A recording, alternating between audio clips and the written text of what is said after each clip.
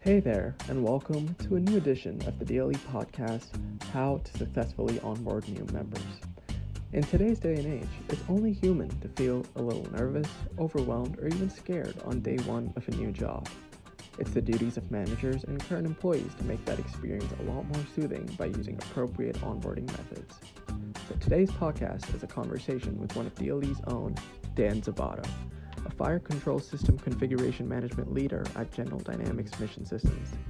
Dan is a proven expert with the ability to leverage system knowledge, technical background, and leadership abilities which help to develop and train junior personnel. Dan was also a submarine veteran with 25 years of experience.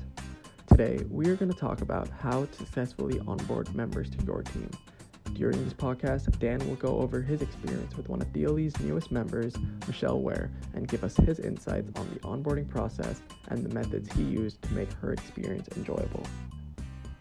Hi, I'm Kyle, and today I am joined with Mr. Daniel Zabatta from General Dynamics to talk a little bit about a topic that's wildly underrated and not given the attention it deserves. How do you onboard a new member to your team? So Dan has some tremendous experience in this field, given his most recent onboarded member, Ware. Dan, welcome, and thank you for taking the time today. Of course. We would love to hear more about some of these steps you took to successfully onboard a new member. So to kick things off, the first question I have is, what do you start with and where do you start? Is it finding the right person to onboard? What exactly goes through your thinking process in that? So what we're starting to do with the membership committee is to, get applications and find out what people's interests are so that there's a corresponding relationship and interest for both parties, right? Mm-hmm. So that usually makes for an initial warm greeting where somebody has, mutual interests mm-hmm. to get the ball rolling, right? Totally. So that always helps. And then what we're trying to do with this onboarding process is to match the new people with the committee that will be best for them, or what role would be best for them, right? And that's just, asking the questions on what they're actually looking for from the DLE. Got it. Perfect. Okay. It's funny that you said that. So that brings me to my next question. What's the process do you use? Is there a specific way to do things? Is there a specific way to, say, onboard members? So absolutely. So I actually have a lot of experience with this in my previous job in the Navy, where not necessarily getting new committee members, right? But I was a recruiter.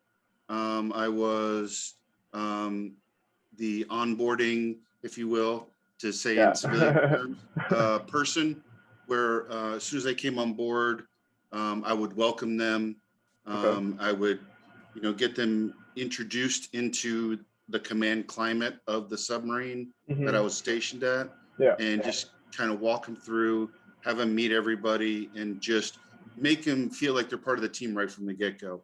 And 100%, that is the most important thing for any new committee member, is you want to feel like you're part of the team immediately, right? Because then 100%. If you don't, you can lose them right off the bat. And that's just not, one, it's not good business. It's also just human, right? Being, a person to another person. And so I think that's super important. That's very interesting. How you incorporated you being in the Navy to your work life. I think that's pretty cool. Could you also walk us through like the different aspects of welcoming, say, new members, like whether it be through emails or meetings? I know you mentioned that you had to welcome people on board the submarine. How do you make a new person feel welcome and excited about say a task? Right. So personal contact is always the best, right? But in this time, right, we're not actually be able to be face to face. So I had to take it a different approach, like kind of an outside the box thinking with it. And as soon as I got, we'll use Michelle as an example because she was the newest on board. As soon as I got her information, I gave her a call. First I sent her an email, welcome her, and asked if it was okay if I called her. So, making sure that she's comfortable with me giving her a call, right, immediately gives her the respect that she deserves. And that goes with anybody, right? Because you want to feel like, you're not forcing anything on anybody. So that reciprocating respect goes a long way in developing relationships. So the first thing I did was I sent her the email, asked her if it was okay if I talked to her, if I gave her a call, and she said absolutely. We spoke, introduced ourselves. I told her just a little bit about the DLE, just enough to keep the interest to want to have that second meeting, and just talk to her about how my experience from the beginning on how welcoming it was when I came in. And how, we would really appreciate her thought process and the value that she would add to the program. And then just asked some, open and closed probe questions about, what is it that you're interested in doing? What are your interests? What are your assets that you would like to give to us to be a part of that family? So that's how I started it with the phone call. So that personal outreach. Okay. Yep. What kind of questions did she ask you, or did the new members ask you, like during that onboarding process of like you and them exchanging information back and forth? So one of the biggest questions that I've gotten was, what's the time commitment? Which is important for professionals in the DLE, right? We don't necessarily always have a lot of time, me included, right? I mean, we've tried to hook up for a couple of weeks to get this video in, right? So that was a very poignant question that she asked, and so my answer was pretty plain, right? It's all on what you want to give, because if you want to give more, we'll take it. But if you want to, just kind of stand out, we'll also be okay with that. It's what she felt comfortable with. And in my opinion, the most efficient way to get buy-in from a new member to be part of the family, to be part of the team, is to make them feel as comfortable as possible. So is it more like just, are you trying to like say suit their needs and then see how if there's anything you can do on your side to make them feel like stay welcome? Absolutely, right? It's always making the other person feel as comfortable as possible, and making sure that they understand that it's a win-win. The more time that she puts in, the better it's going to help us, the more it's going to help her or him, right? So it's that coming to that mutually beneficial agreement, right?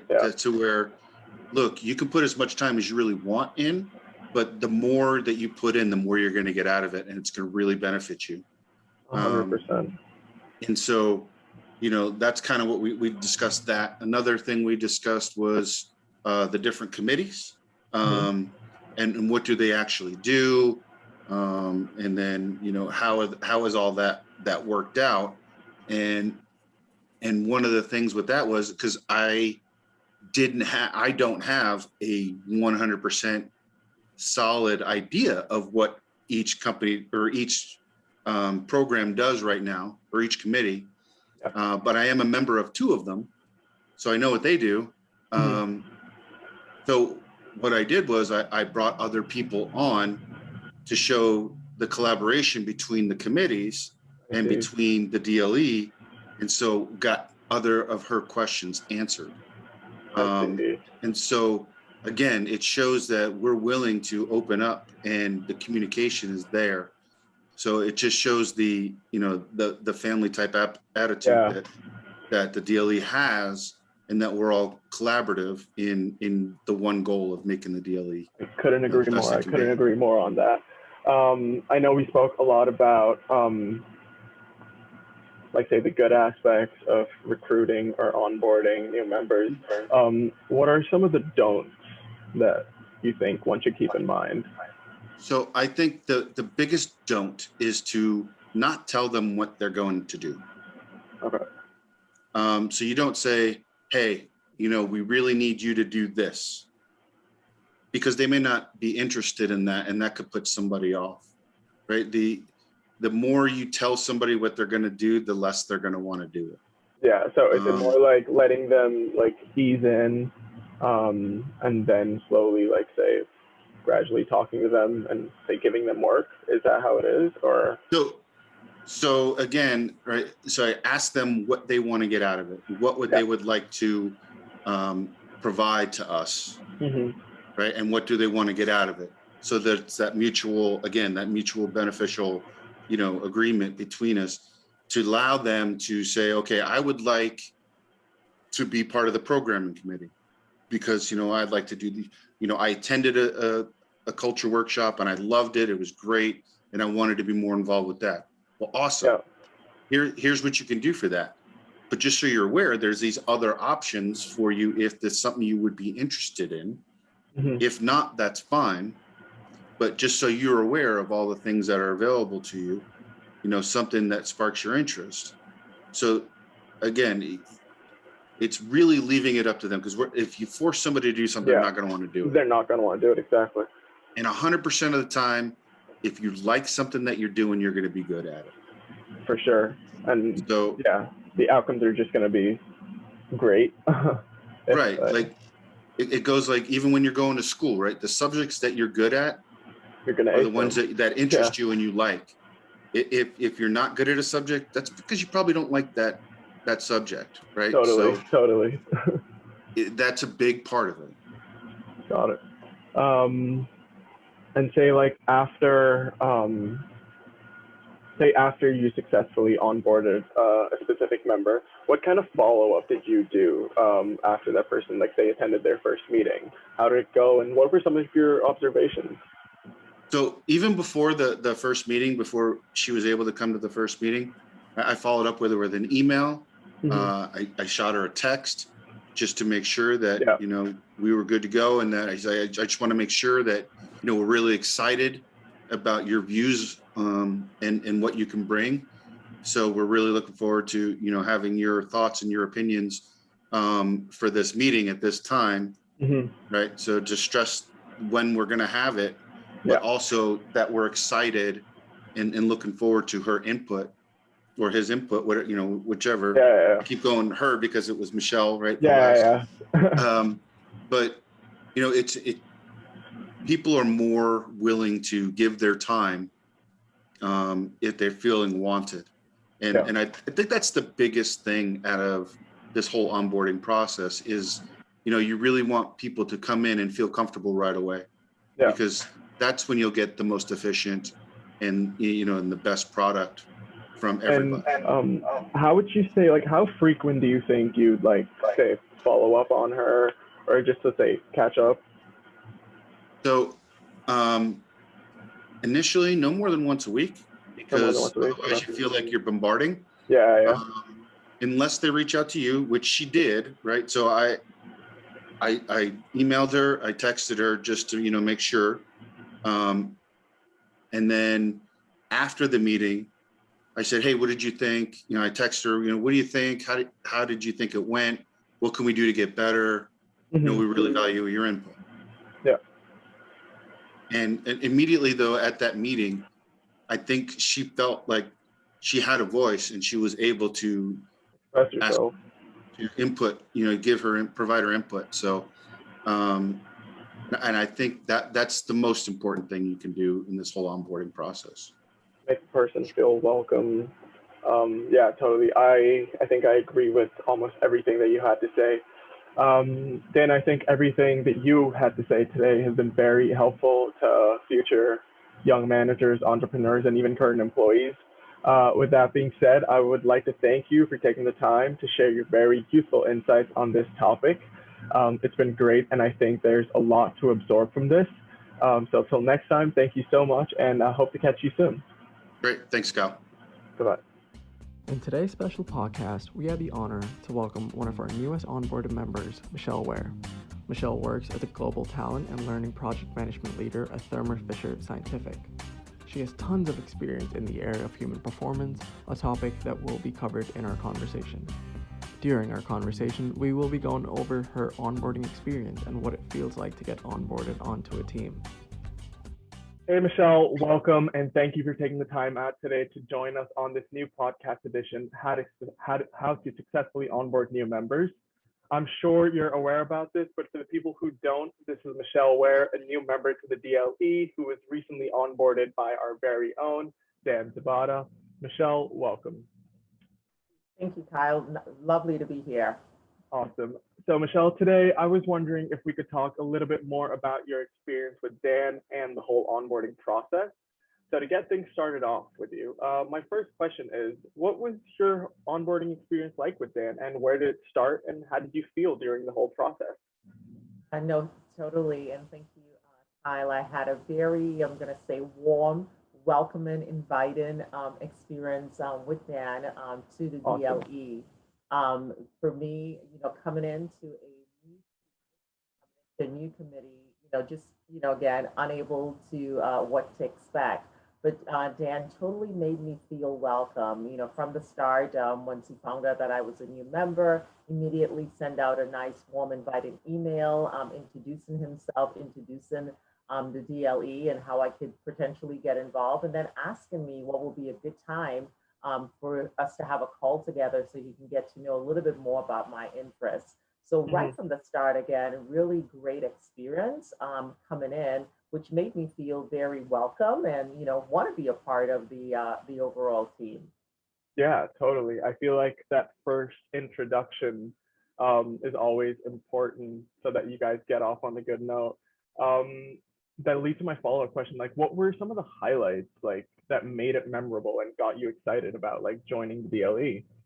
Uh, so number one, again, significantly impressed with the DLE as far as, again, first learning about it from online and then being able to talk with Linda a little bit more about it and knowing about, again, the mission and the goal of, Mm-hmm. the members that are participating. So that was, quite exciting and quite energizing coming in. Yeah, And what made it even more memorable coming in and that, warm sense of belonging, I'm going to call it, and coming into the DLE is the opportunity, one, initially, again, how Dan pretty much welcomed me, right? And in setting that up by having that email, setting up the time for us to meet. When we did meet, him being able to provide me with a little bit more information as to, again, what each of the committee overall goals were, learn a mm-hmm. little bit more about my interests. I mean, that was key to me because, again, he wanted to learn about me, he wanted to establish a relationship and Of see, course. how best I fit in. And that way I wasn't feeling like, was coming in and, wasn't sure how I would get involved and so Yeah, forth, but really created a smooth dynamic for me to be able to get there. He was able to share a little bit more background about the committee totally. kind of like some of the goals, some of the events that have taken place in the past that will give me a little bit more insights as to, again, historically, what has happened, different meeting cadences, and a Mm-hmm. little bit about the team members that are currently involved. So I was immediately able to make some immediate connection with himself, with other committee members, which, I'm going to say will go a quite long way because coming into any new team, you want to feel that sense of belonging, and Of that was course, of course. right away. Now I'm able to build upon that momentum. That sounds amazing. So just a quick question. I know you mentioned that Dan reached out to you by email. Did you guys ever set up maybe say a Zoom meeting and actually have a conversation face to face? Yeah, so initially, when he reached out by me by email, he asked me what would be a good time for us to be able Mm-hmm. to meet. He wanted to, again, which was quite inviting to me, work with my schedule, of course. Of course, we're all in a busy time, right? And I thought that was, great Yeah, with him, making himself available based on my schedule. So we were quickly able to build rapport right there and being able to set up a good time. And then our initial meeting was a just a direct phone meeting. It wasn't a Zoom meeting at that oh, time. cool. Yeah, just a direct meeting where we jumped in and was able to talk to each other, and then from there we confirm on some key stuff as far as going into the Zoom meeting. So the Zoom meeting was happening within the next week, and he wanted to make sure that again I felt comfortable coming, share a little bit more insights as it relates to what to expect in the meeting, and knowing that the agenda will be coming forth and then being able to, have the opportunity to meet the other committee members. So I would say he was really great in making me feel warm and welcome Hmm. to the team, and being able to provide that opportunity for me in advance as to what I should expect to experience. Wow, that sounds like Dan did a fantastic job with all of that. Certainly did. That leads to one of my next questions is what important information did you receive that you found valuable in helping you understand the organization? Like, did Dan, like, I'm pretty sure Dan briefed you about the DLE, but what were some key points that you found valuable that helped you understand the organization?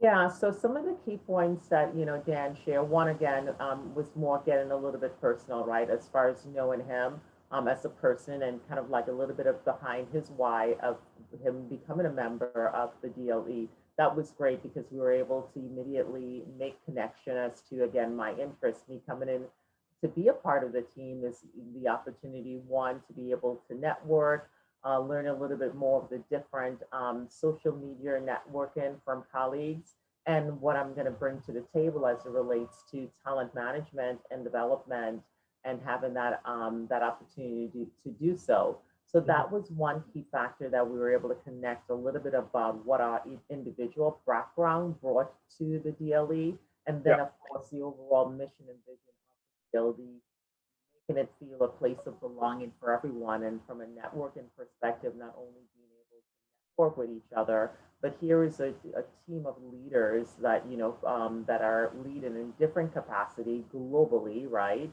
yeah, In different spaces where you could network exclusively with, that you're able to share some information and learn from each other. And that was quite powerful to me as far as the opportunity to learn from each other, because all of us have our individual strengths and areas, or that we may be industries that we may be experts in, but bringing that all together and creating that community yeah, is what, really stood out for me, the opportunity. So, and then that learning environment, again, the topics that are being shared by each session and each week, each monthly events, is really timely topic, quite of relevant course. to what we're experiencing right now in the midst of COVID, a hybrid model, us going back to work, and having the opportunity for us to connect and share what that experiences have been, Yeah, and being able to get real data as far as, research that has been done as to, how we are conforming back to the workplace. So all has been, I'm going to say, quite terrific to me, in mhm, confirming, some of the stuff that I yeah. know, but just as far as expanding my knowledge, building on different colleagues. Awesome. Yeah, I'm pretty sure you would have learned a lot from this whole onboarding experience. Do you think do you think you've learned enough and have the capability to, say, onboard a member onto your team?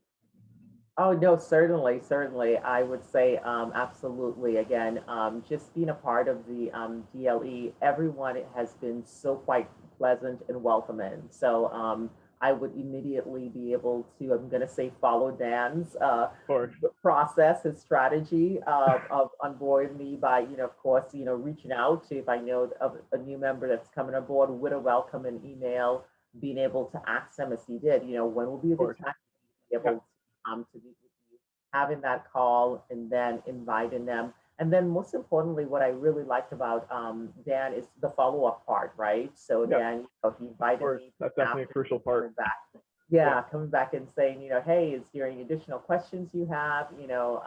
What do you think about this? And, just really reaching for my insights Yeah. as to, again, that sense of belonging. How do I see myself fitting in, assimilating with the team, and then being able to contribute? But then Yep. importantly, again, how am I learning and adjusting? So I thought that was quite fantastic. That sounds fantastic. I couldn't agree with you more on that. Michelle, this brings me to my last question. I know.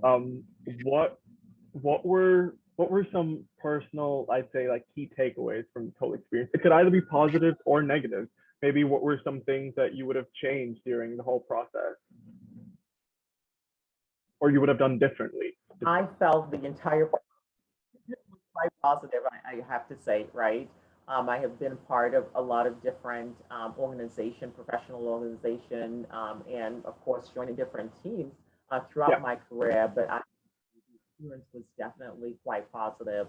So as I think about this and think about, again, key takeaway of doing this is really the opportunity to feel a sense of belonging from day one, right? Totally. Yeah. I'm going to say you've been a member for now a month, and now somebody's welcoming you. That it's a little bit different flavor as far as Yeah. you became a member. Immediately, someone has reached out to you. Immediately, someone is making connection. So that is, I'm going to say, my key takeaway. That day one, I would say, coming into the DLE, I was immediately welcome. Immediately showed, again, how can I contribute? How can I, start building relationships? Learnings that we have. Here are some calendar of events that we're going to be doing. So I was immediately on an accelerated basis to get connected with the team, with the right members, and being able to get information right away so I can fully feel myself being integrated into the culture. Wow. I think you couldn't have said that any better. Wow, I really want Dan to onboard me now because I really want to experience this, what you've experienced. With that being said, Michelle, I think there's a lot to grasp from your story. So I would like to thank you so much for taking the time today to join us. We hope to really see you soon. And yeah, let's stay in touch. Thank you so much. No, certainly, Kai, and it's my pleasure. And again, thank you. Thank you. So to wrap up this podcast, here are a few tips you should keep in mind while onboarding new members. One of the first key steps to onboarding is personal outreach. Always connect with a member before scheduling a meeting via email and ask them if they're free to talk. Always make them feel welcome. While onboarding, you should create an inviting and exciting atmosphere to make them feel good about being here. Don't be too upfront when onboarding. Sometimes overloading them with information can be too much for starters. Always ease it in. Make them feel a strong sense of belonging. You want them to feel their sense of purpose in the organization. And lastly, always follow up on a weekly basis. You should check in on your new members frequently to see if they have any questions and to ensure that they're adjusting well and happy about being here. We hope you enjoyed this podcast.